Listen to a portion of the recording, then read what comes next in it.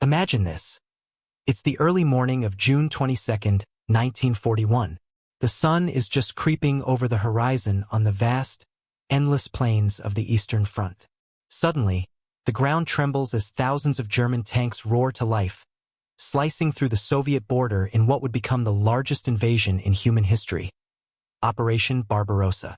But amid the thunder of engines and the chaos of battle, a single Soviet tank emerges from the dust like a ghost from the future. The T-34. Its sloped armor gleams defiantly, shrugging off German shells as if they were mere pebbles. German commanders, peering through their binoculars, feel a chill run down their spines. This wasn't just a tank. It was a revolution on tracks. And standing in its path, the trusty but suddenly outdated Panzer IV. This is the story of their epic rivalry. A year-by-year saga of innovation, desperation, and sheer willpower that shaped the deadliest theater of World War II. Stick with me because by the end of this video you'll understand not just how these machines clashed, but why one ultimately triumphed in a war of attrition that claimed millions of lives. And trust me, the twists along the way will keep you glued to your screen. Let's rewind a bit to set the stage properly. World War II had already been raging for nearly 2 years when Hitler turned his gaze eastward. Germany had conquered Poland, France, and much of Western Europe with blistering speed, thanks to their blitzkrieg tactics, lightning-fast armored assaults supported by air power and infantry. At the heart of this machine was the Panzer Division, and the Panzer IV was its workhorse. Designed in the mid-1930s by companies like Krupp and Mann, the Panzer IV, or Panzerkampfwagen IV, was initially envisioned as an infantry support tank. It wasn't meant to duke it out with enemy armor head-on. That role was for the lighter Panzer III. Instead, the early models, Ausf. A through E featured a short-barreled 75mm KWK-37L/24 gun, perfect for lobbing high-explosive shells at bunkers, anti-tank guns, and troop concentrations. This gun had a muzzle velocity of around 385 meters per second, making it deadly against soft targets but laughably ineffective against thick armor at range. Picture the Panzer IV Ausf. D or E rolling into battle, weighing about 20 tons, with a Maybach HL-120 TRM gasoline engine pushing 300 horsepower. It could hit speeds of 42 km per hour on roads and about 20 km per hour off-road. Its armor was straightforward, 30 mm on the front hull and turret, flat plates that offered decent protection against small arms and shrapnel but nothing more. The tracks were narrow, about 38 centimeters wide, which helped on firm ground but turned into a nightmare in mud or snow. Inside, a crew of 5, commander, gunner, loader, driver, and radio operator/machine gunner. This setup allowed for good situational awareness, with the commander free to scan the battlefield through a cupola with periscopes. German optics like Zeiss sights were top-notch, giving crews an edge in spotting targets first. But fuel was a constant worry. The gasoline engine guzzled it, and in a fire it burned like tinder. Now, contrast that with the T-34, the Soviet Union's secret weapon. Developed in secrecy at the Kharkov locomotive factory under Mikhail Koshkin, the T-34 was a direct response to lessons from the Spanish Civil War and the Winter War with Finland. It entered production in 1940, just in time for Barbarossa. At first glance, it was a marvel of balanced design. 26 tons, powered by a V2-34 diesel engine delivering 500 horsepower, which meant better fuel efficiency, up to 400 kilometers range on roads, and lower fire risk. Diesel doesn't ignite as easily as gasoline. Its Christie suspension system, with large road wheels and no return rollers, allowed for incredible cross-country mobility, clocking 53 kilometers per hour on roads and handling rough terrain like a champ. The tracks? A whopping 50 centimeters wide, distributing weight to prevent sinking in soft soil, which would prove crucial in the Russian Rasputitsa mud season. But the real game-changers were its armament and armor. The 76.2mm F-34 gun, with a muzzle velocity of 655 meters per second, could punch through 60 millimeters of armor at 500 meters, more than enough to obliterate any German tank of the era from afar. And that sloped armor? Genius. The front hull was 45 millimeters thick but angled at 60 degrees, effectively doubling its resistance to incoming fire through the principles of deflection and increased relative thickness. Rounds would bounce off or lose energy on impact, turning what should have been penetrations into mere dents. The turret, also sloped, was 52 millimeters at the front. This design drew inspiration from earlier Soviet experiments and even some French tanks, but the T-34 perfected it on a mass scale. Yet, no tank is perfect, and the early T-34 had its share of teething problems, issues that would give the Germans breathing room in those frantic first months. The two-man turret was a major flaw. The commander doubled as the gunner, meaning he had to spot targets, aim, fire, and command the tank all at once. This overloaded him, reducing reaction times and battlefield awareness. Compare that to the Panzer IV's three-man turret, where duties were split efficiently. Reliability was another Achilles heel for the T-34. Rushed production led to poor quality control. Transmissions failed after just 100 to 200 kilometers, engines overheated, and optics were subpar compared to German Zeissglass. Many T-34s broke down en route to the front or ran out of fuel due to logistical chaos. Soviet crews, often poorly trained in the early war, compounded these issues with maintenance lapses. As Operation Barbarossa unfolded, the clash was immediate and brutal. Germany hurled 3 million men, 3,350 tanks, including about 400 Panzer IVs, and 2,770 aircraft across a 1,500 kilometers front. The Soviets, caught off guard despite warnings, had over 20,000 tanks, but most were obsolete BTs and T-20 SIXs. The T-34s numbered around 1,000, scattered and unsupported. Early encounters shocked the Wehrmacht. At the Battle of Rivalry in Lithuania, June 23 to 27, 1941, a single KV-1 heavy tank, a T-34 cousin, held up the 6th Panzer Division for a day, but T-34s in the area demonstrated their prowess by overrunning German positions. German 37mm anti-tank guns, the Pak-36, bounced harmlessly off T-34 hulls, earning the nickname door knockers from frustrated crews. Panzer IV commanders quickly learned their short 75mm couldn't penetrate the T-34 frontally beyond point-blank range. Reports from the front, like those from General Heinz Guderian of Panzer Group II, described panic. Our companies opened fire at 800 meters, but it remained ineffective. We got closer and closer. Finally, we were about 50 to 100 meters from them. Still no effect. Tactics adapted on the fly. Aim for the tracks to immobilize, then call in Stuka dive bombers or 88mm flak guns repurposed as anti-tank weapons. The 88mm, originally an anti-aircraft gun, could smash a T-34 at 1,500 meters with its high-velocity shells. Infantry with satchel charges or magnetic mines risked close-quarters combat, crawling under fire to plant explosives on weak points like engine grills. The largest early tank battle came at Brody Dubno, June 23 to 30, 1941, where 5 Soviet mechanized corps with over 800 T-34s and KVs clashed with German panzer divisions. Despite superior numbers, Soviet disorganization, poor radio communication, lack of combined arms, led to catastrophe. Hundreds of T-34s were lost to breakdowns, air attacks, or encirclement, not direct tank-versus-tank fights. Yet, the psychological blow was immense. Hitler himself inspected a captured T-34 and reportedly said, "If I had known about these tanks, I might not have attacked." This T-34 crisis spurred German innovation. By July 1941, Daimler-Benz and MAN were tasked with designing a new tank, the Panther, to counter it, incorporating sloped armor and a high-velocity gun. Meanwhile, upgrades to the Panzer IV began. Thicker armor plates bolted on, and plans for a long-barreled 75mm. But let's not overlook the human element. This is what makes history gripping.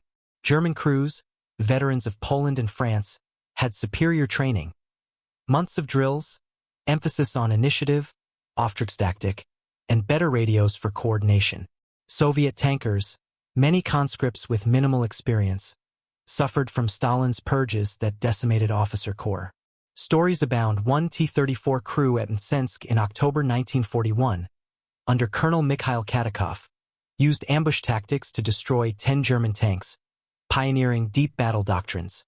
On the German side, aces like Otto Carius in his Panzer IV racked up kills by exploiting T-34 weaknesses like side shots or engine hits. As 1941 dragged into winter, the front froze. Literally. Moscow's gates loomed, but Soviet counteroffensives with fresh T-34s from Ural factories pushed back. Germany lost over 800 tanks, many Panzer IVs to cold, mud, and attrition. The T-34's diesel engines started in -40 degrees Celsius, while German gasoline ones struggled. Production-wise, Soviets ramped up, from 3,000 T-34s in 1941 to plans for 12,000 plus in 1942, relocating factories east of the Urals to evade capture. Germany produced only 348 Panzer IVs in 1941, focusing on quantity over quality shifts. This year marked the T-34's dominance, but cracks showed. Mechanical failures claimed 44% of Soviet tank losses per post-war analyses. Germany captured intact T-34s, reverse-engineered them, influencing future designs. The duel was far from over. 1942 would bring parity, with upgrades that turned the Panzer IV into a T-34 killer. But how did that happen? What specific battles tested these changes? Hang on, because the next phase gets even more intense, with summer offensives and urban hellscapes like Stalingrad on the horizon. We've only scratched the surface of this armored epic. Picture this. It's the summer of 1942, and the Eastern Front is a cauldron of fire and steel. The German Wehrmacht, battered but undeterred by the brutal winter of 1941, launches Case Blue, a massive offensive aimed at seizing the oil fields of the Caucasus and the city of Stalingrad. The Panzer IV, now sporting a deadly new weapon, rolls out to face its nemesis, the T-34, which is pouring out of Soviet factories at a staggering rate. This isn't just a clash of tanks anymore. It's a race between innovation and production, where every bolt, every shell, and every crew member's decision could tip the scales. The T-34 shocked the Germans last year, but now the Panzer IV is fighting back with a vengeance. Stay with me, because this year's battles, think Kharkov, Stalingrad, and the open steppe, will show how both sides adapted, bled, and pushed their machines to the limit. By the end, you'll see why 1942 marked a turning point, not just in tank design but in the entire war. Let's dive into the chaos.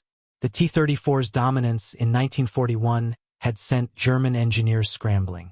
The Panzer IV's short-barreled 75mm KWK-37L/24 was a relic against the T-34's sloped armor, so Germany rolled out the Panzer IV Ausf. F2 in spring 1942, followed by the Ausf. G later that year. The game changer? A long-barreled 75mm KWK-40L/43 gun, boasting a muzzle velocity of 750 meters per second, nearly double the old guns. This could punch through 85 millimeters of armor at 500 meters, enough to crack a T-34's 45 millimeters sloped front at typical combat ranges, 500-1, 000M. The F2 weighed 23 tons, slightly heavier due to added armor, 50 millimeters frontal hull, up from 30 millimeters, with bolted-on 20 millimeters plates for some units, and 30 millimeters on the turret. The Maybach HL-120 engine stayed, but the extra weight strained suspensions, cutting off-road speed to about 16 kilometers per hour. Wider 40 centimeters tracks helped, but mud still bogged it down. Inside, the 5-man crew setup remained a German strength.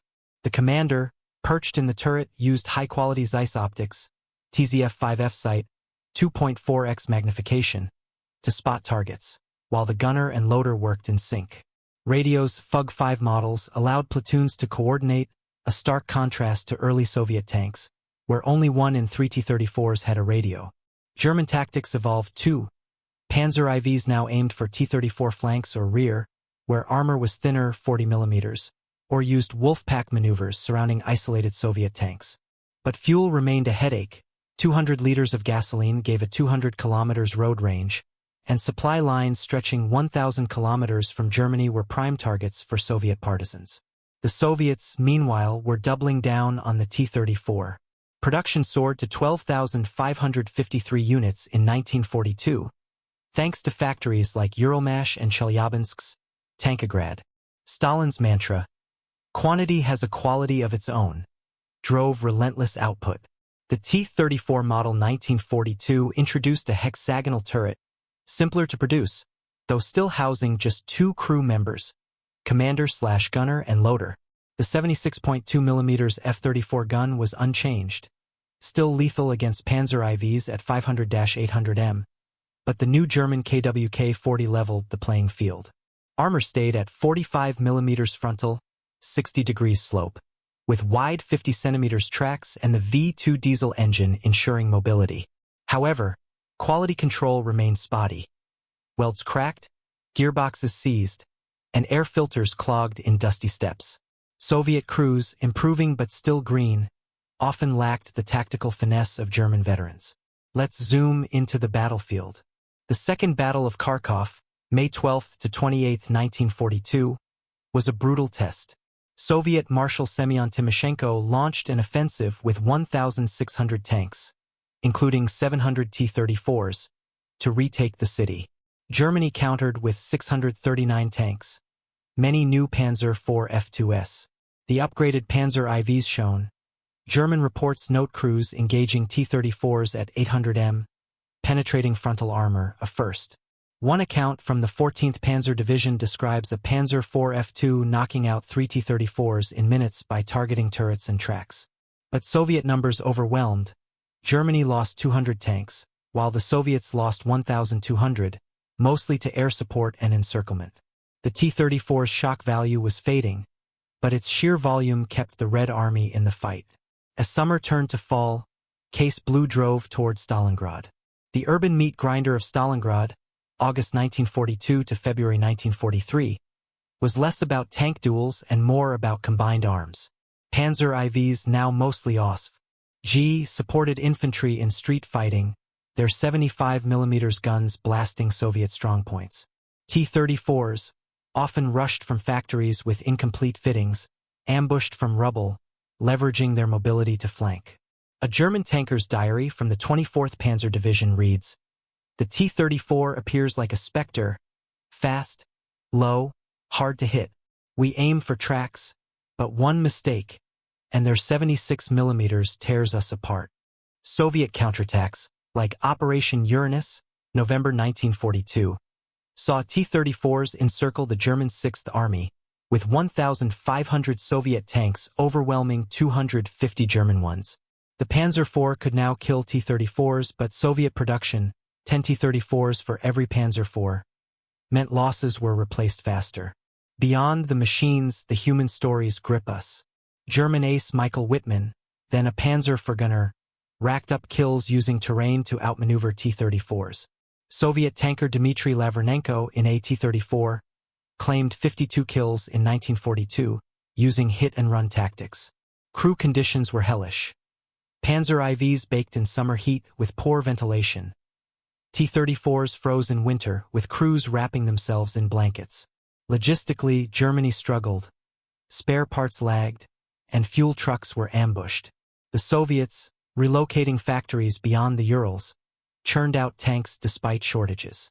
By December 1942, Germany produced 1,005 Panzer IVs, but losses neared 1,200. Soviet T-34 losses were higher, around 6,600, but replacements kept coming. Tactically, 1942 saw refinements. Germans used hedgehog defenses, with Panzer IVs anchoring strongpoints, supported by 88mm flak guns and Pak-40 anti-tank guns, 75mm, 990 meters per second. Soviets leaned on massed assaults with T-34s charging in waves, accepting losses to break lines. Both sides learned.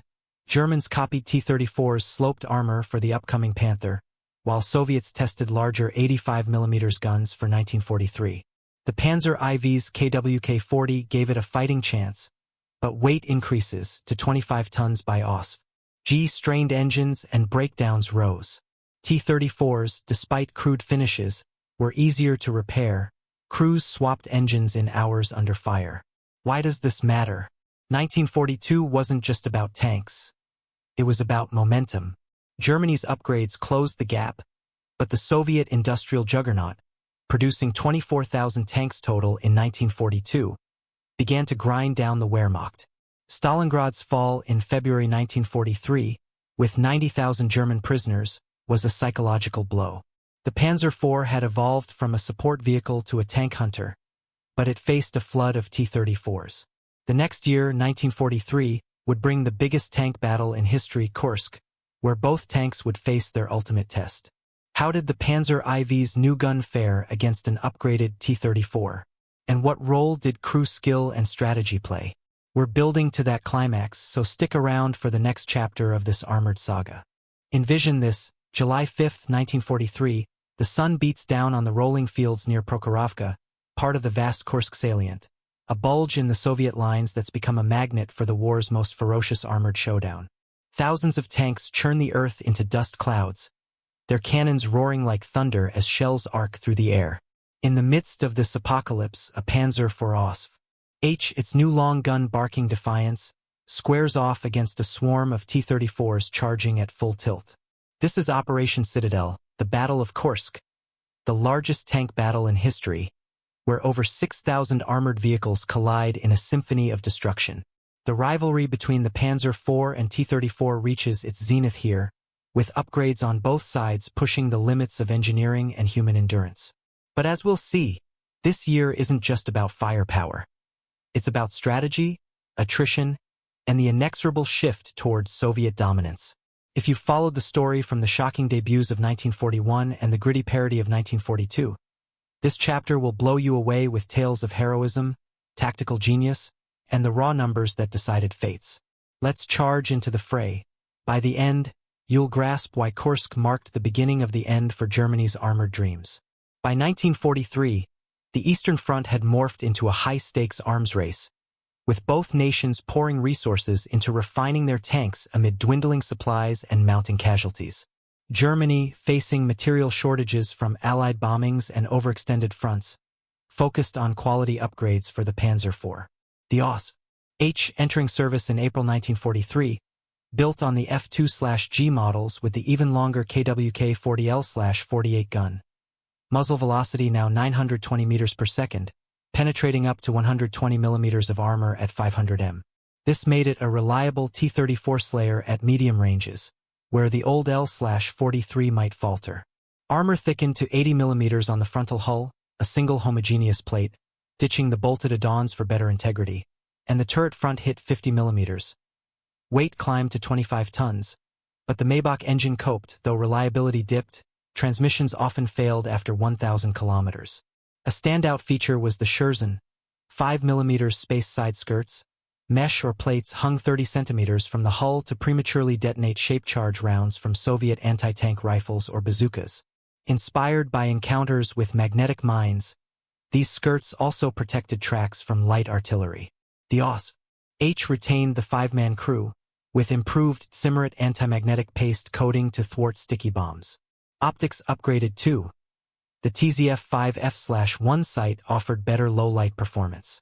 But production lagged, only 3,774 Panzer IVs built in 1943, as resources shifted to Panthers and Tigers. Fuel efficiency worsened, with the gasoline engine demanding premium octane that was scarce, leading to breakdowns. German doctrine emphasized combined arms.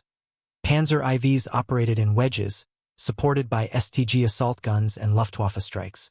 The Soviets, buoyed by Lend-Lease aid and relocated factories, cranked out 15,710 T-34s in 1943. The standard model 1943 kept the 76.2 mm F-34 gun and sloped armor but added a commander's cupola for better visibility, easing the two-man turret's burden. Tracks widened slightly for better flotation, and the diesel engine's reliability improved with better filters. However, the Panzer IV's L/48 gun now pierced T-34 fronts at 800 m, eroding the slope advantage. To counter, Soviets rushed the Su-85 self-propelled gun, a T-34 chassis, with a fixed 85 mm D5S gun, muzzle velocity 792 meters per second, penetrating 100 mm at 1,000 m. It bridged the gap until the T-34-85, which began trials in late 1943. The T-34-85 featured a larger turret ring, 1,600 mm versus 1,425 mm, accommodating 3 crew, commander, gunner, loader. The 85 mm ZIS S-53 gun could smash Panzer IV armor at 1,200 m, restoring superiority. But full production delayed until January 1944, so 1943 saw interim fixes like up-armored T-34s with 70 mm fronts in some units. Kursk was the proving ground. Hitler delayed Citadel to field new tanks, but Soviet spies, via the Lucy Ring, forewarned Stalin, who built defenses. 1.3 million mines, 3,000 kilometers of trenches, and 400,000 troops in depth. Germany mustered 780,900 men, 2,928 tanks, including 200 Panthers, 102 Tigers, and many Panzer IV HS. Soviets countered with 1.9 million men and 5,128 tanks, mostly T-34s. The northern pincer stalled early, but the south erupted. On July 12, at Prokhorovka, the 5th Guards Tank Army, 800 T-34s, clashed with 2 SS Panzer Corps, 600 tanks, including Panzer IVs. Myths of thousands charging exaggerate. Actual engagements were at 800-1, 200 m, with dust and smoke turning it chaotic. German accounts praise the Panzer IV Waffen-SS reports note L/48 guns knocking out T-34s frontally, with one crew claiming 22 kills by targeting engine decks. Tactics: hull-down positions, using terrain to expose T-34 weak spots. But Soviet mass prevailed. T-34s closed to 200 m, ramming in desperation, their 76 mm shredding Panzer IV sides. Losses: Germany 252 tanks, many reparable, Soviets 400 plus. Overall Kursk: 760 German tanks lost versus 1,956 Soviet, but Germany couldn't replace them. Post-Kursk, Soviets launched counteroffensives like Kutuzov, reclaiming Orel and Kharkov. Human elements amplify the drama. German Autokarius, in a Tiger but observing Panzer IVs, described T-34s swarming like rats, crediting German gunnery for survival.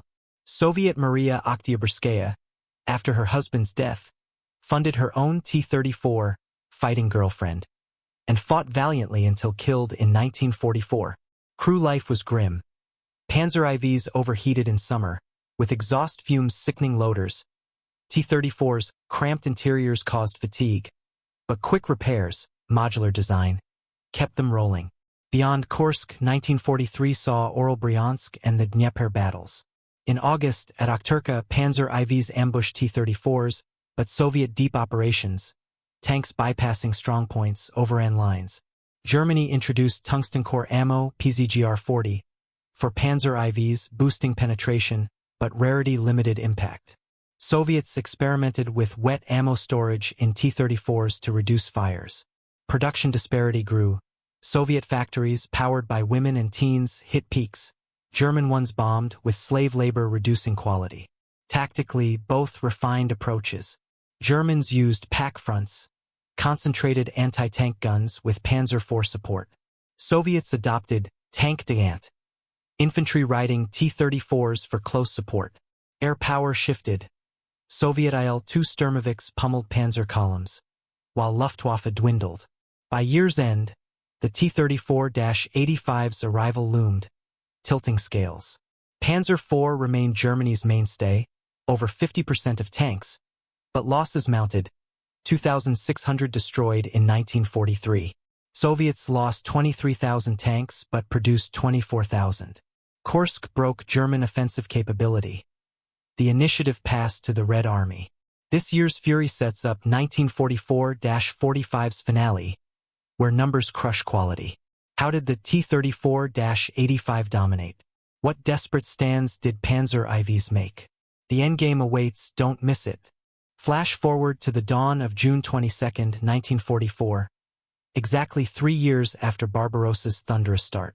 But this time, the tables have turned with brutal finality. The Red Army unleashes Operation Bagration, a colossal offensive in Belarus that shatters Army Group Center, annihilating 28 German divisions and opening a 400 kilometers gap in the front. Amid the collapsing lines, beleaguered Panzer IV crews huddle in their tanks, scanning horizons swarming with the latest T-34-85s. Upgraded beasts that outgun, outmaneuver, and outnumber them. This is the year when the Eastern Front becomes a one-way torrent, with the T-34's industrial might drowning German hopes. If you've been riveted by the initial shocks of 1941, the gritty comebacks of 1942, and the fiery crucible of 1943, brace yourself. 1944 brings the deluge, where strategy gives way to sheer momentum, and desperate rearguard actions highlight the human cost of armored warfare.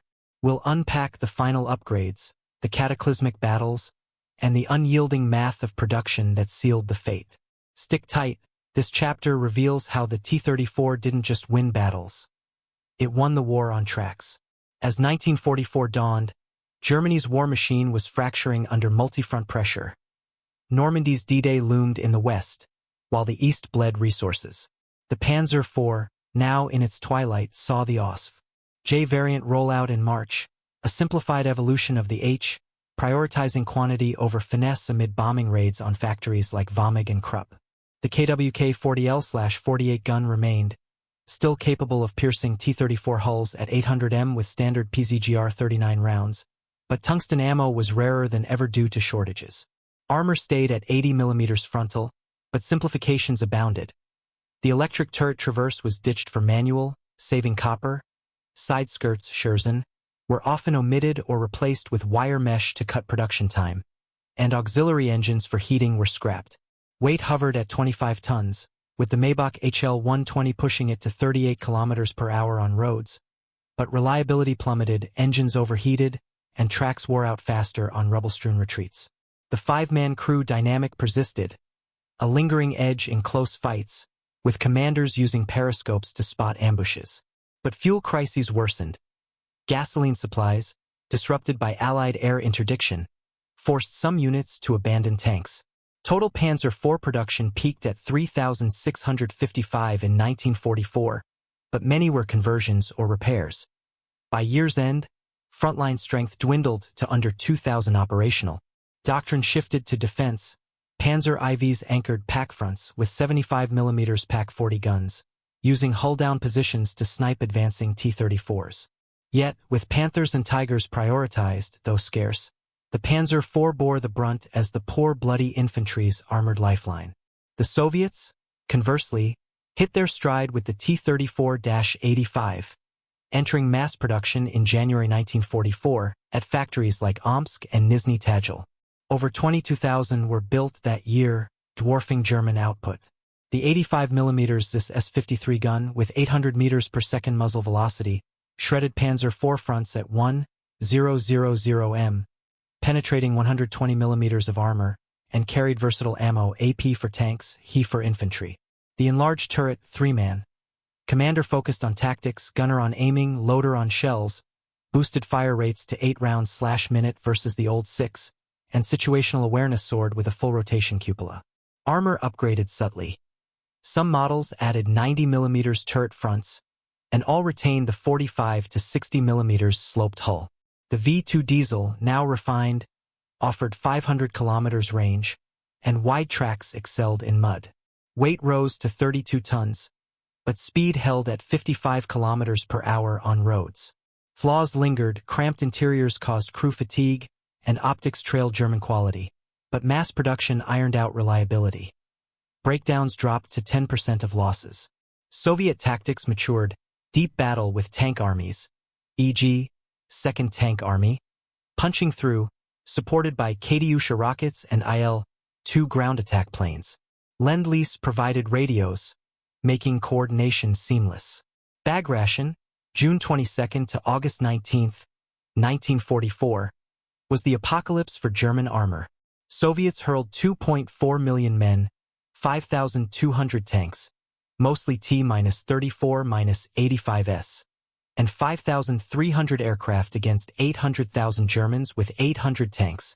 In days, Minsk fell with 350,000 German casualties. Panzer IV units, like the 5th Panzer Division, fought delaying actions, One report details a platoon immobilizing 15 T-34s by track shots near Barbarossa, then calling artillery. But encirclement was rampant, whole divisions vaporized. T-34-85s exploited breakthroughs, their 85mm guns outranging Panzer IVs, forcing Germans to close dangerously. Losses: Germany 670 tanks destroyed, Soviets 2,957, but replacements arrived swiftly. Summer offensives rolled on. Lvov-Sandomierz, July-August, saw T-34-85s of the 1st Ukrainian Front overrun Panzer IV strongpoints, capturing 200 tanks intact. In Romania, the Jassy-Kishinev Operation August collapsed Axis allies with T-34s pursuing fleeing Germans. Autumn brought the Baltic offensives, isolating Army Group North.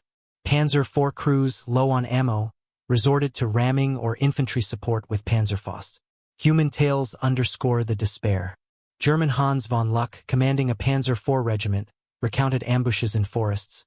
The T-34-85 appears suddenly. Its gun speaks first. Our only chance is flank shots. Soviet ace Dmitry Loza, in a T-34-85, notched 18 kills, praising the turret. Now I command, not juggle. Crew hardships intensified. Panzer IVs ran on synthetic fuel, causing engine seizures. T-34s endured overcrowding, but benefited from better supply. Women in Soviet factories welded T-34s, symbolizing total war effort. As winter neared, the Vistula-Oder Offensive loomed, but 1944's toll was clear. Germany lost 6,000 tanks total, with Panzer IVs comprising half.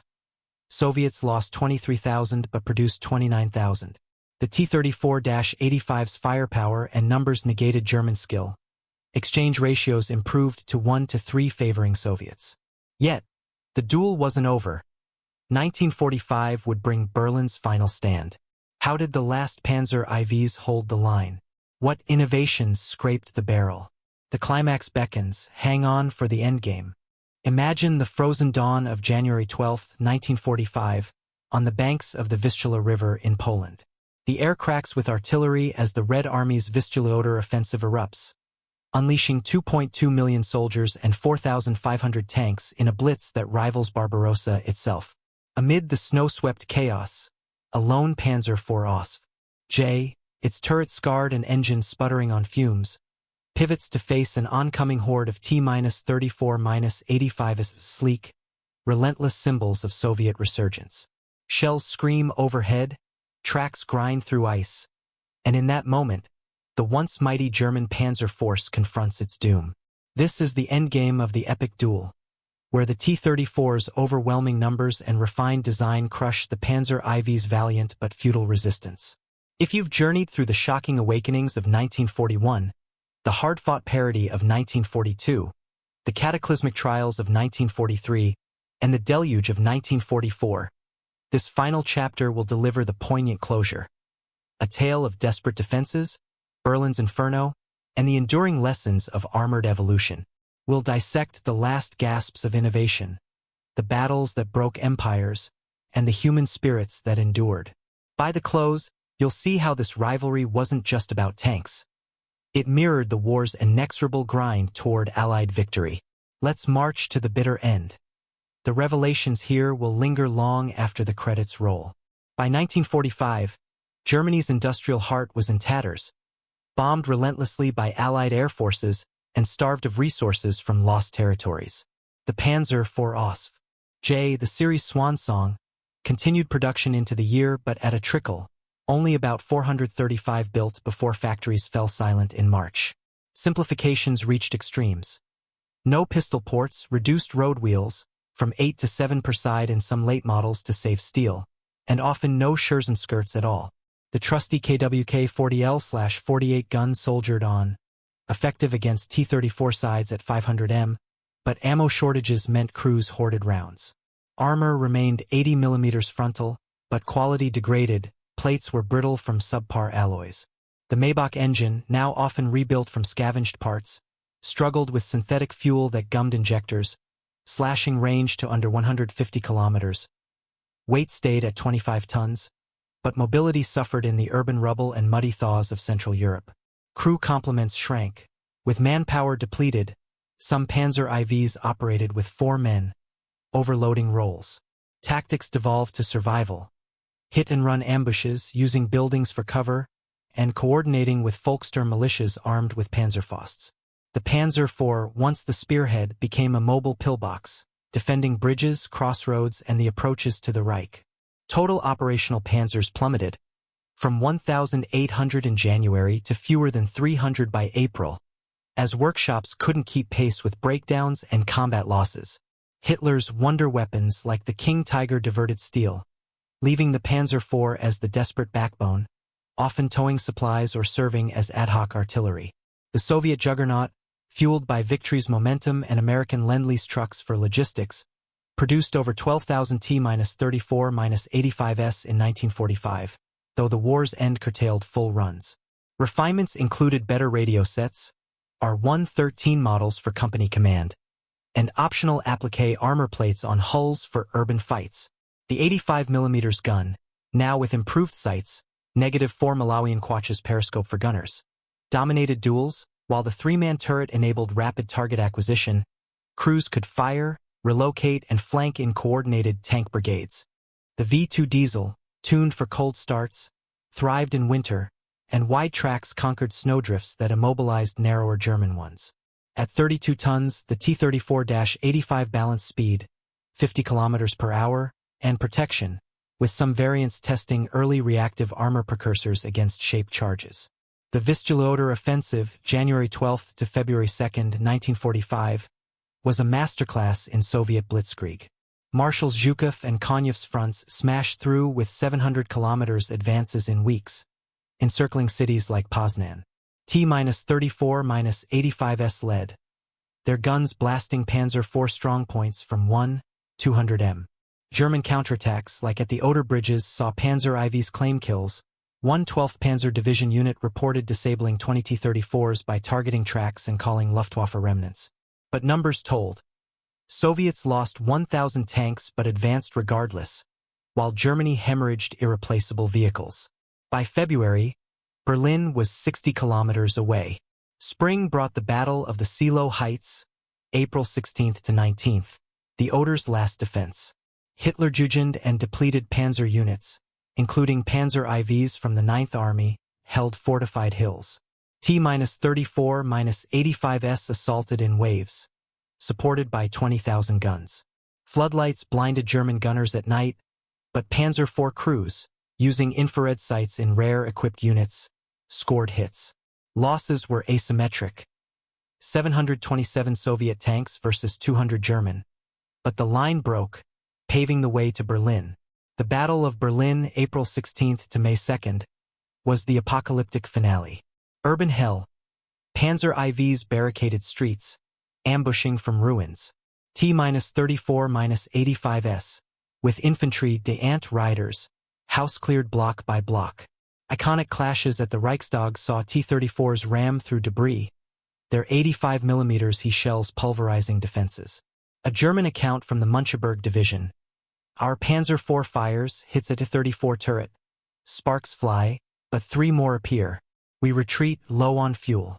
Soviets encircled the city, destroying 1,000 German vehicles. Panzer IV wrecks littered avenues. Human vignettes etched the tragedy. German teenager Ike Mitteldorf, crewing a Panzer IV, survived Seelow only to perish in Berlin, his diary lamenting, "The Russians come like a tide, we fight for every meter." Soviet Sergeant Vladimir Trunin, in a T-34-85, hoisted the victory banner on the Reichstag, crediting his tank speed for dodging Fausts. Crews endured horrors. Panzer IVs brewed up from Molotovs, T-34s crushed mines in streets. Women and children in Berlin manned barricades, a stark contrast to Soviet factory heroines like those at Uralmash, who built the tanks ending the nightmare. Production's tale was decisive. Germany's 1945 output crashed to 1,500 tanks total amid ruins. Soviets maintained 2,000 monthly until VE Day. Attrition rates. 80% of Panzer IVs lost to abandonment or capture, not combat, due to fuel/mechanic shortages. T-34 losses were high but irrelevant, replacements waited. The rivalry's legacy transcends steel. The Panzer IV, with 8,553 built overall, embodied German engineering, adaptable, crew-friendly, but resource-intensive. The T-34, over 84,000 produced, epitomized Soviet pragmatism. Simple, mass-producible, revolutionary in slope and mobility. It influenced post-war designs like the T-54 and M48 Patton. Lessons. Quantity trumps quality in attrition wars. Combined arms win battles. Human factors, training, morale, amplify tech. From Barbarossa's shock to Berlin's fall, this duel mirrored the Eastern Front's brutality. 27 million Soviet dead. Germany's hubris shattered.